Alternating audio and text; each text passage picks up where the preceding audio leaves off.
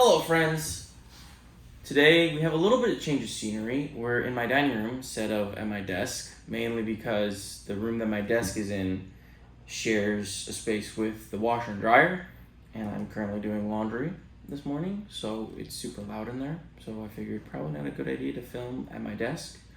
But really quick, I wanted to jump on and tell you my final thoughts and impressions on the Samsung Galaxy Z Flip 4.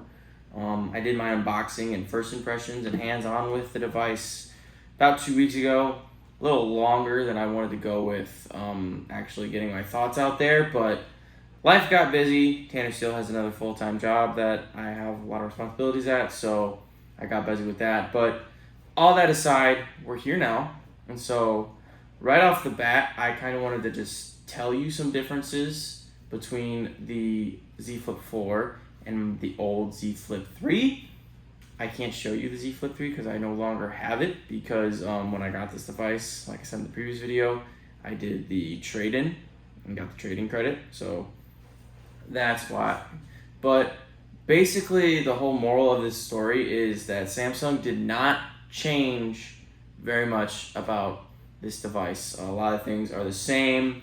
It has the same screen size as the last one, which is a 6.7 inch screen, which is still a really large screen. It has the same display resolution, 1920 by 80. Comes in the same storage capacities, 128, 256, and 512. It does have a bigger battery though. The old one had a 33,000 milliamp hour battery, and this new one has a 37 milliamp hour battery. So they're able to fit a little bit of a bigger battery in there, which does help with battery life. All the other stuff's the same. The clock speed, if you are one of those people that likes those numbers, the clock speed is higher. The 3 was a 2.84 gigahertz, and the new one is 3.18 gigahertz. If that matters to you, cool. If it doesn't, not a problem. Features like Bluetooth, all that stuff. Heights, it's a 6.5, technically this is a 6.5 inches high. I don't know how it gets that number with the 6.7. Whatever. The cameras are different from the previous iteration. So, where is it? I took a bunch of notes. Okay. So, they finally did change the cameras on the Z Flip 4 compared to the Z Flip 3. It's still not quite as high-end. The previous one had a 10 megapixel camera, and the new one has a 12 megapixel front camera. I believe it's this one. Not a huge jump, but it's better than what they were using, and you can see that in some of the photos you take. The previous one, I think, was the same camera that they were using in like the S10 models, which isn't bad. It's just, it was a phone at the time in 2021, and this one being in 2022.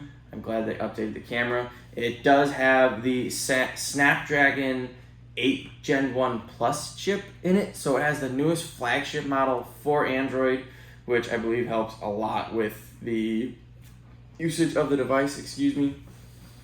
But my main gripes with this device, I don't really have a lot, but my main gripes is that it's still not my favorite to use software-wise.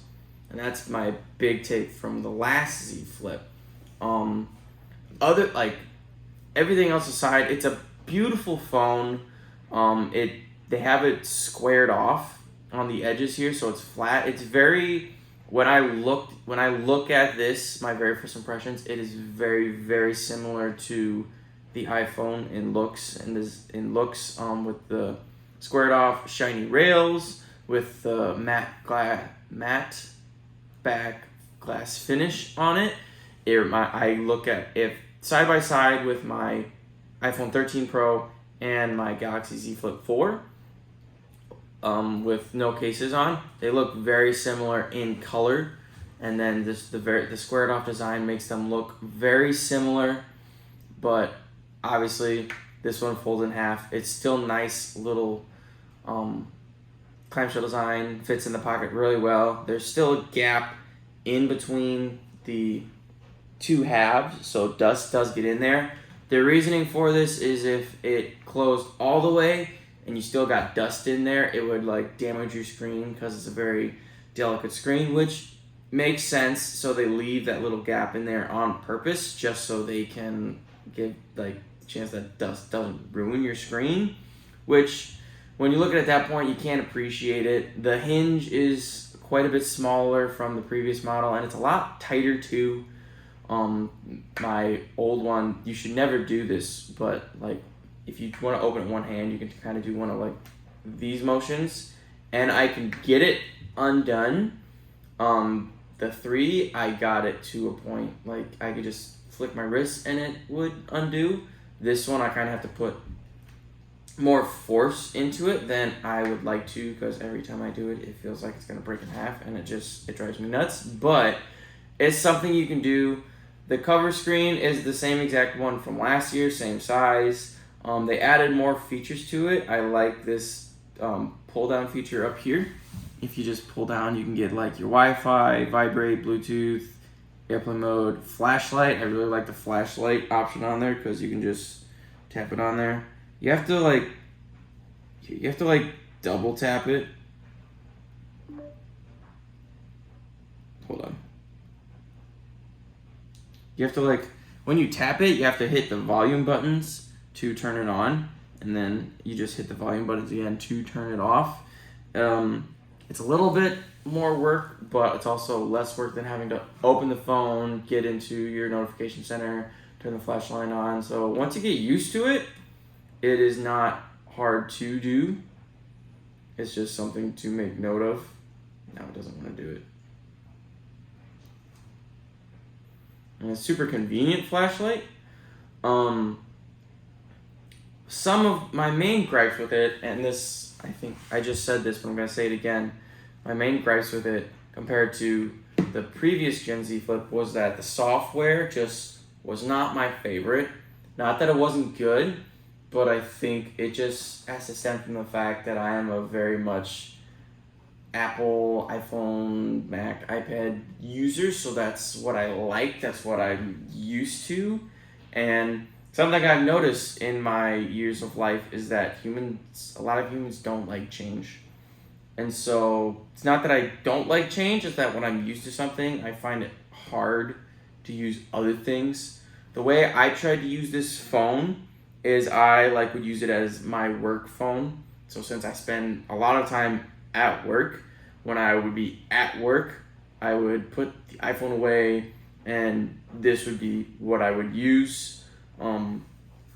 Like working in a retail store, a nice thing about having smartphones is that you can get the app that's like the store app, and so I can use that to look at products, tell stuff to them about guests, look up kind of like a rough estimation of how much we actually have in the store. So that stuff is nice when you have your phone on you, but this has been, it wasn't like this when I got the phone, but it's been doing it. I don't know if it's software update or what, but it's been super buggy when I try to use the Menards store app for work. It has never worked in like the last couple weeks. Can't figure out why, but again, that could just be user error, that could be a one person thing. It may not ultimately be a problem, but it just reminds me of the fact that I don't like Samsung software. That's the bottom line. It works great. I mean, you can look at it. It's nice and clean. It wants me to enter the password. It's a clean setup. I like the 120 hertz. I like the screen. I like using it. I just don't like the software. And again, that's a personal thing. But other than that, this phone is great. I love having the choice of having face recognition and a fingerprint sensor.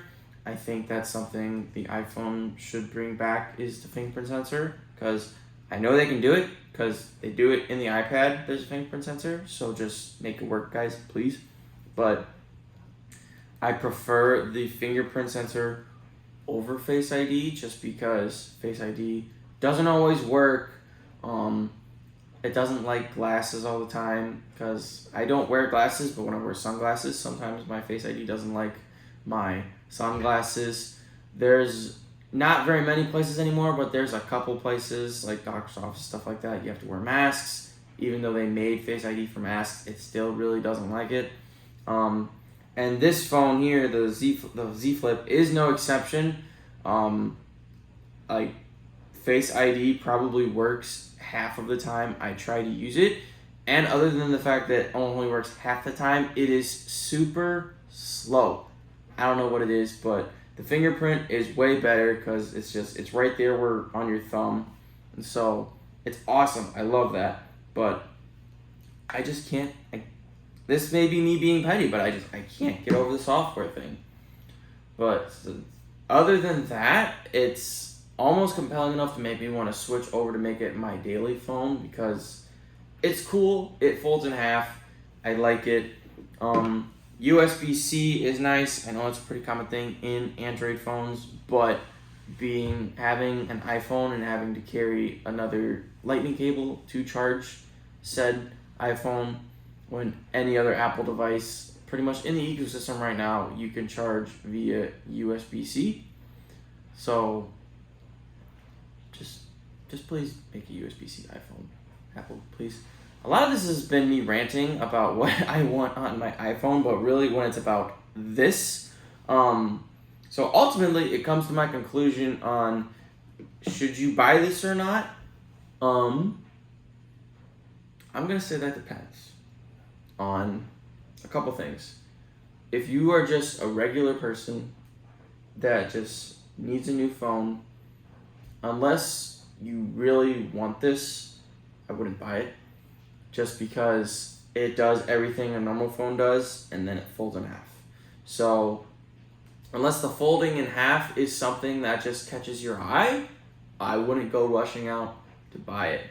Also, if you have a Z Flip 3, I wouldn't buy it.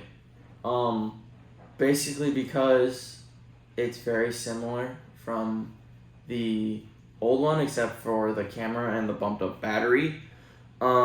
I don't know how much you can get for trade-in now at Samsung with it. They may still be doing the $900 trade-in credit. If it's in good condition, they may not be. I thought that was only running for like the first week or so of the pre-order period.